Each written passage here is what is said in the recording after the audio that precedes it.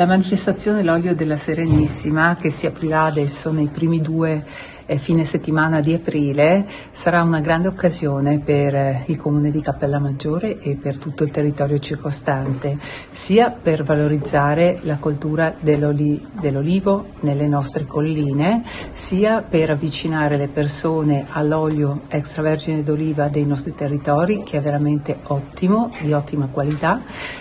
sia per promuovere il territorio da un punto di vista turistico e per avvicinare le persone ad uno stile di vita sano, che vuol dire consumare prodotti locali, consumare prodotti buoni come il nostro olio extravergine d'oliva, ma anche apprezzare e cogliere la bellezza di un territorio come quello delle colline di Cappellamaggiore, ricco di olivicoltura, di viti, e che offre a chi ci vive ma anche a chi lo visita veramente un paesaggio splendido.